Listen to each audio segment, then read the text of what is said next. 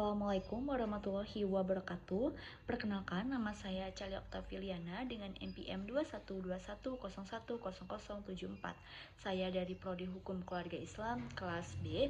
Di sini saya akan menjelaskan beberapa materi yang terdapat dalam Hukum Perdata Internasional untuk memenuhi tugas Hukum Perdata Internasional dengan dosen pengampu Bapak Idris Al-Ghifari MH. Langsung saja pada materinya. Materi yang pertama yaitu pengertian hukum perdata internasional. Pengertian hukum perdata internasional ini menurut para ahli, yang pertama ada Van Brakel. Van Brakel berpendapat bahwa hukum perdata internasional adalah hukum nasional yang ditulis atau diadakan untuk hubungan-hubungan hukum internasional. Yang kedua ada Sneezer. Beliau berpendapat bahwa hukum perdata karena hukum perdata internasional adalah hukum perdata karena mengatur hubungan-hubungan hukum internasional secara perdata. Kemudian Mokhtar Kusuma Atmaja. Mokhtar Kusuma Atmaja berpendapat bahwa hukum perdata internasional adalah keseluruhan kaidah dan asas hukum yang mengatur hubungan perdata yang melintas batas-batas negara.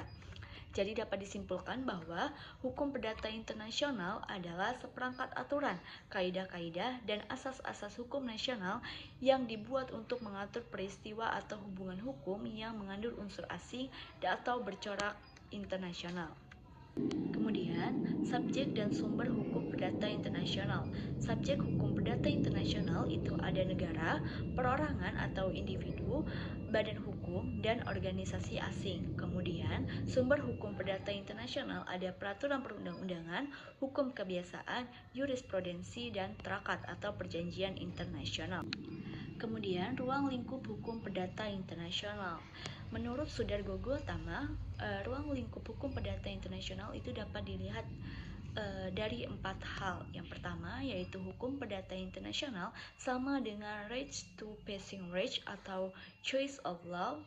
Yang kedua, hukum perdata internasional sama dengan choice of law dan choice of jurisdiction. Yang ketiga, hukum perdata internasional sama dengan choice of law ditambah choice of jurisdiction dan condition des étrangers. Kemudian yang keempat yaitu hukum perdata internasional sama dengan choice of law ditambah dengan choice of jurisdiction, condition des étrangers, dan nationality. Materi yang selanjutnya yaitu titik-titik pertalian sebagai penentu persoalan hukum perdata internasional. Yang pertama, pengertian titik pertalian. Titik pertalian merupakan fakta-fakta dalam sekumpulan fakta perkara hukum perdata internasional yang menunjukkan pertautan antara perkara itu dengan suatu tempat atau negara, dan area itu menciptakan relevansi antara perkara yang bersangkutan dengan sistem hukum dari tempat itu. Kemudian, macam-macam titik pertalian. Yang pertama, titik pertalian primer. Titik pertalian primer adalah faktor-faktor atau keadaan-keadaan atau sekumpulan fakta yang melahirkan atau menciptakan hukum perdata internasional. Kemudian, faktor-faktor yang tergolong titik taut primer antara lain yang pertama, kewarganegaraan atau nasionalitas. Yang kedua, bendera kapal dan pesawat terbang. Yang ketiga, ada domisili. Kemudian ada tempat kediaman, kemudian kebangsaan, badan hukum, dan pilihan hukum intern. Yang kedua yaitu titik pertalian sekunder. Titik pertalian sekunder adalah hal-hal atau keadaan-keadaan yang menentukan hukum mana yang berlaku dalam suatu hubungan hukum perdata internasional. Yang termasuk dalam titik pertalian sekunder, yang pertama ada tempat letaknya benda, yang kedua ada tempat dilangsungkannya perbuatan hukum dan tempat perjanjian dibuat, kemudian ada tempat dilaksanakannya suatu perjanjian, dan yang terakhir tempat terjadinya perbuatan melanggar hukum. Materi yang selanjutnya yaitu status personal dan kaitannya dengan prinsip kewarganegaraan dan domisili. Pengertian status personal adalah keadaan-keadaan yang menunjukkan adanya kaitan antara fakta-fakta mengenai pribadi yang ada di dalam suatu perkara dengan sistem hukum yang berlaku. Kemudian, ruang lingkup status personal. Ruang lingkup status personal ini ada 3. Yang pertama, konsepsi luas.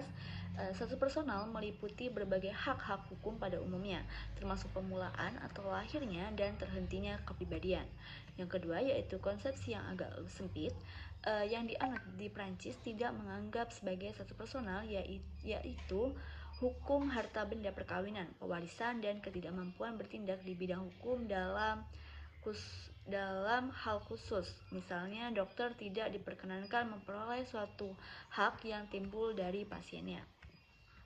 Yang ketiga yaitu konsepsi yang lebih sempit, sama sekali tidak memasukkan hukum keluarga dan waris dalam jangkauan status personal. Kemudian, cara-cara menentukan status personal. Yang pertama, asas nasionalitas dan kewarganegaraan. Asas nasionalitas itu memiliki 3 unsur pokok. Yang pertama, memiliki wilayah tertentu. Yang kedua, memiliki penduduk atau rakyat. Dan yang ketiga, pemerintahan. Pemerintahan ini dibagi menjadi 2. Monarki yaitu pemerintahan yang dipimpin oleh seorang raja atau kerajaan. Kemudian yang kedua ada republik, negara berbentuk republik dipimpin oleh seorang presiden. Kemudian ada 2 asas utama untuk menentukan nasionalitas seseorang. Yang pertama ada ius soli, itu berdasarkan tempat kelahiran. Yang kedua ada ius sanguinis, itu berdasarkan keturunan. Kemudian asas teritorialitas atau domisili. Domisili adalah tempat di mana hukum menganggap seseorang setiap waktu bisa dicapai untuk pelaksanaan hak dan kewajibannya, sekalipun secara nyata mungkin yang bersangkutan tidak berada di tempat itu. Kemudian, asas-asas dalam menentukan kewarganegaraan. Yang pertama, cara-cara menentukan kewarganegaraan. Yang pertama itu dengan asas ius soli, yaitu berdasarkan tempat kelahiran.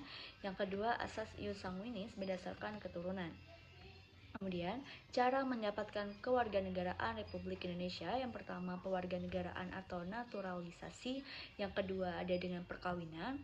Yang ketiga, pemberian pemerintah. Kemudian, asas untuk menentukan status badan hukum itu ada 3. Yang pertama, asas nasionalitas atau domisili. Yang kedua, asas center of administration or business. Yang ketiga, asas pledge of incorporation. Dan yang selanjutnya yaitu kualifikasi hukum perdata internasional. Kualifikasi dalam hukum intern adalah suatu proses berpikir logis untuk menempatkan konsepsi asas-asas dan kaidah-kaidah hukum tertentu ke dalam sistem hukum yang berlaku. Sedangkan dalam hukum perdata internasional, kualifikasi adalah suatu kewajiban untuk memilih salah satu sistem hukum yang relevan dengan kasus yang dihadapi. Kualifikasi ini dibagi menjadi 2. Yang pertama ada kualifikasi fakta dan yang kedua ada kualifikasi hukum. Kualifikasi fakta adalah proses kualifikasi yang dilakukan terhadap sekumpulan fakta-fakta yang dihadapi dalam proses peristiwa hukum untuk ditetapkan menjadi satu atau lebih peristiwa. Yang kedua yaitu kualifikasi hukum, penetapan tentang penggolongan atau pembagian seluruh kaidah hukum di dalam sebuah sistem hukum ke dalam pembidangan pengelompokan antar kategori hukum tertentu. Materi yang selanjutnya yaitu penunjukan kembali atau renvoi.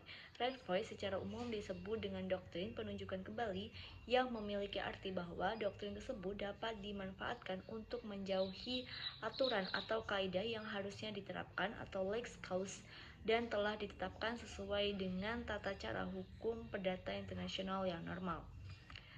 Macam-macam renvoi itu ada 2. Yang pertama remission, yang kedua ada transmission. Remission adalah hukum sebagai penunjukan balik semestinya dapat berlaku melalui lex fori terhadap lex fori itu sendiri. Renvoi akan digunakan jika lex fori menentukan hukum asing. Yang kedua yaitu transmission. Transmission adalah kaidah hukum perdata internasional asing yang menuju pada sistem hukum asing lainnya dalam melakukan prosedur renvoi. Renvoi itu dapat digunakan untuk menyelesaikan perkara seperti masalah penentuan dan validasi pewarisan, penentuan terhadap benda tetap di negara asing, masalah terkait benda bergerak, dan perkara hukum keluarga. Materi yang selanjutnya yaitu ketertiban umum dan hak-hak yang diperoleh. Konsep ketertiban yang pertama yaitu konsep ketertiban umum.